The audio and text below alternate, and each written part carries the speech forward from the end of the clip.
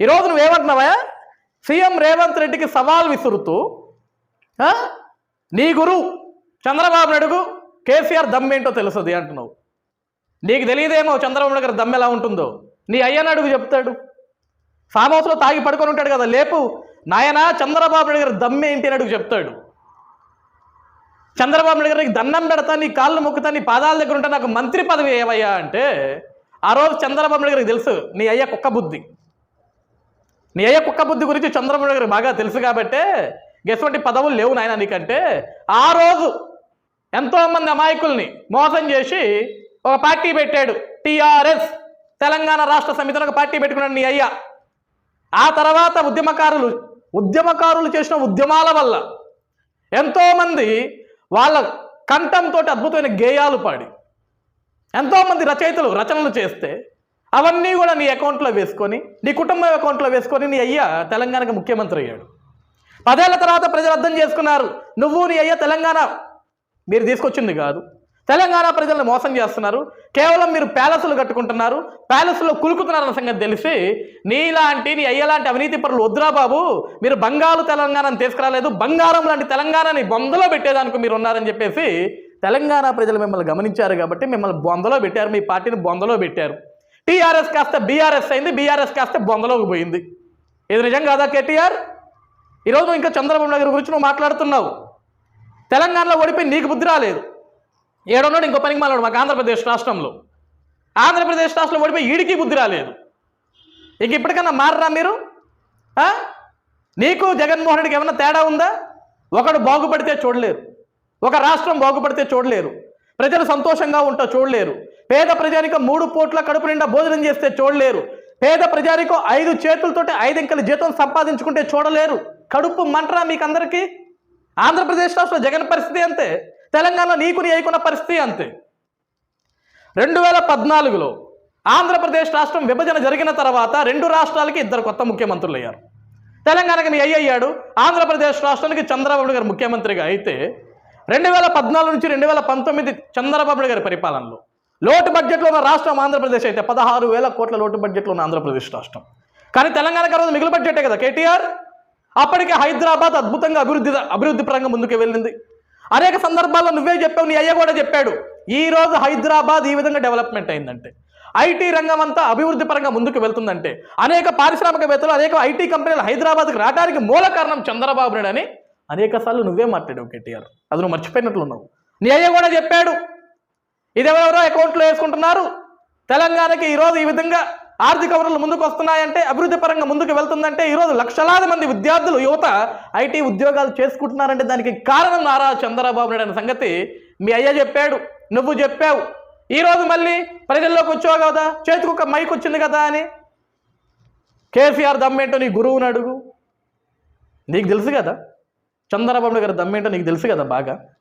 ఆ దమ్ము చంద్రబాబు నాయుడు గారికి ఉందనే కదా మీకు కన్ను గుట్టి 2014 నుంచి 2019 వరకు ప్రపంచం అంతా కూడా ఆంధ్రప్రదేశ్ రాష్ట్రం వైపు చూస్తుంది. అందరూ ఆంధ్రప్రదేశ్ రాష్ట్రం గురించి మాట్లాడుకుంటున్నారు. లోటు బడ్జెట్లో ఉన్నప్పటికీ కూడా ఆంధ్రప్రదేశ్ రాష్ట్రానికి అనేక మంది పారిశ్రామికవేత్తలు వస్తున్నారు, పెట్టుబడిదారులు వస్తున్నారు, అందరూ ఆంధ్రప్రదేశ్ రాష్ట్రం గురించి మాట్లాడుకుంటున్నారనే కదా మీకు కడుపులో మంట. ఎక్కడ హైదరాబాద్ చరిత్రను మర్చిపోతారేమో, ఎక్కడ తెలంగాణ ముఖ్యమంత్రిని మర్చిపోతారేమో, ఎక్కడ తెలంగాణ ముఖ్యమంత్రి అసలు కనపడకుండా పోతారని అందరూ మాట్లాడుకుంటారన్న భయంతోటే కదా ఆ రోజు అవినీతిపరుడైన జగన్ తోటి నువ్వు నీ అయ్యా చేతులు కలిపి ఆంధ్రప్రదేశ్ రాష్ట్రాన్ని సర్వనాశనం చేయాలని ఒక కంకణం కట్టుకొని, నీకు సంబంధం లేకపోయినా సరే, నీ అయ్యకి సంబంధం లేకపోయినా సరే, ఆంధ్రప్రదేశ్ రాష్ట్రంలో కూడా మేము రాజకీయం చేయాలని చెప్పేసి ఆ రోజు జగన్మోహన్ రెడ్డికి కోట్లాది కోట్ల రూపాయల డబ్బులు సంచులు పంపించింది నిజం కాదా కేటీఆర్? 2019లో ఎట్టి పరిస్థితుల్లో చంద్రబాబు నాయుడు గారిని ఓడించాలా, ఆంధ్రప్రదేశ్ రాష్ట్రాన్ని నాశనం చేయాలా, అవినీతి పరుడైన వైఎస్ జగన్మోహన్ రెడ్డిని గద్దెనెక్కించాలని నువ్వు నీ అయ్యా పూనుకోలేదా? వెనకుండి చెత్త రాజకీయం చేయలేదా? ఆ చెత్త రాజకీయం చేసే కదా ఒక చెత్త వాడిని తీసుకొచ్చి ఆంధ్రప్రదేశ్ రాష్ట్రానికి ముఖ్యమంత్రిని చేశారు మీరు. తెలంగాణ రాష్ట్రంలో నువ్వు నీ అయ్యా పేరు సంపాదించాలి. ఆంధ్రప్రదేశ్ రాష్ట్రానికి వచ్చిన పరిశ్రమలు కూడా ఆంధ్రప్రదేశ్ రాష్ట్రం నుంచి నీ రాష్ట్రానికి తరలి రావాలని. ఎట్లా అవినీతి పరుడైన జగన్మోహన్ రెడ్డికి రాజకీయం తెలియదు కాబట్టి, ఆడికి 4 మాటలు చెప్తే వాడే తాడేపల్లి కొంపలో కూర్చుంటాడు కాబట్టి ఆంధ్రప్రదేశ్ రాష్ట్ర ప్రజానికం మొత్తాన్ని కూడా నయవంచన చేసి జగన్మోహన్ రెడ్డిని గద్దెనెక్కించారు. ఏం సాధించారయ్యా మీరంతా కూడా జగన్మోహన్ రెడ్డిని గద్దెనెక్కించి? ఆ? చంద్రబాబు నాయుడు గారిని దింపేయాలా? ఆయన ముఖ్యమంత్రి పీఠం మీద కూర్చుంటే మీ అయ్య గురించి ఎవడు మాట్లాడుకోడు. బంగారు తెలంగాణ మేమే తీసుకొచ్చాం అనుకోవటం తప్ప ఒక్క ప్రజానికం చెప్పుకునేటోళ్ళు లేడు మీ గురించి. కానీ చంద్రబాబు నాయుడు గారి చరిత్ర కథలుగా చెప్పుకుంటారు. హైదరాబాద్లో బతుకుతున్న మీకు కూడా ఏ అభివృద్ధిని చూసినా సరే, ఆ హైటెక్ సిటీ సైడ్ వెళ్తుంటే కూడా మీ కళ్ళకి ఎవరు గుర్తొస్తున్నారా అంటే చంద్రబాబు నాయుడు గారు. ఔటర్ రింగ్ రోడ్ చూస్తే మీ కళ్ళకి ఎవరు గుర్తొస్తున్నారా అంటే చంద్రబాబు నాయుడు గారు. ఈరోజు ప్రపంచవ్యాప్తంగా కోవిడ్ వ్యాక్సిన్ ఎక్కడ తయారైంది? కేటీఆర్ ఎక్కడ తయారైంది? ఆ పునాది వేసిన వ్యక్తి ఎవరు? నారా చంద్రబాబు నాయుడు గారు. చివరికి కోవిడ్ మహమ్మారి మూమెంట్లో కూడా తెలంగాణ ప్రజానికం చంద్రబాబు నాయుడు గారి గురించి మాట్లాడుకుంటారు. చదువుకున్న ప్రతి ఒక్కరు కూడా చంద్రబాబు నాయుడు గురించి మాట్లాడుకుంటే తట్టుకోలేకపోయారా మీరంతా? మరొకసారి కుట్రబన్నాలనుకున్న జగన్మోహన్ రెడ్డితో కలిసి. కానీ పైన దేవుడు ఉన్నాడు, కింద ప్రజానికం ఉన్నారు. 10 ఏళ్ళు మీరు తెలంగాణను భ్రష్టు పట్టించారు. 5 ఏళ్ళు ఈ జగన్మోహన్ రెడ్డి ఆంధ్రప్రదేశ్ రాష్ట్రాన్ని భ్రష్టు పట్టించేసరికి ప్రజలకి చిరాకు వచ్చేసి తెలంగాణలో మిమ్మల్ని బొందబెట్టారు ప్రజలు. ఆంధ్రప్రదేశ్ రాష్ట్రంలో ఈ వైఎస్ జగన్మోహన్ రెడ్డిని బొందబెట్టారు ప్రజలు.